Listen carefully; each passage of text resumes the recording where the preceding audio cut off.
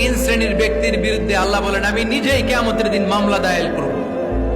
I will be against them in the day of judgment. Three categories of people I will be against them in the day of judgment. তিন শ্রেণীর লোক কিয়ামতের দিন তারা ছাড় পাবে না। আল্লাহ বলেন আমি নিজেই তাদের বিরুদ্ধে মামলা দায়ের করব। এর মধ্যে এক শ্রেণীর লোক হচ্ছে রাজুলুন ইস্তাআজারা জিরান ফাস্তাউফা মিনহু ওয়া লাম ইয়াতি আজরা। একজন শ্রমিক ভাড়া করে তার কাছ থেকে কাজ নিয়েছে কিন্তু তার পারিশ্রমিক আদায় করে নাই। এরকম আছে না নাই? দাপট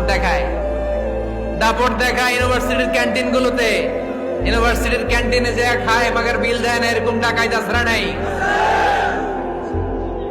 চায়ের দোকানে চা খায় পরে দিমু বিল দেয় না, আছে না নাই? দোকানে যে পণ্য কিনে বিল দেয় না, পরে দিমু, আছে না নাই? কিয়ামতের দিন আল্লাহ তোরে মাস্তানি ছুটাবে, চিল্লা এখন ঠিক কিনা? আনা খাসমুহুম, আমি নিজেই তাদের বিরুদ্ধে মামলা দায়ের করব। কথাটা কার? এজন্য বিশ্বনবী বললেন খবরদার, মেহনতি মানুষ, খেটে খাওয়া মানুষ, এদের দোয়া কবুল হয়ে যায়। আতুল আজিরা আজরাহু ক্বাবলা আন ইয়াজিফা আরাকুহু। খবরদার, বিশ্বনবী বললেন শ্রমিকের ঘাম শুকিয়ে যাওয়ার আগে তাদের পারিশ্রমিক মিটিয়ে দাও। বিশ্বনবীর বিখ্যাত হাদিস, আতুল আজিরা আজরাহু ক্বাবলা আন ইয়াজিফা আরাকুহু। শ্রমিকের ঘাম মাটিতে লাগার আগে, শুকিয়ে যাওয়ার আগে তাদের পারিশ্রমিক মিটিয়ে দাও।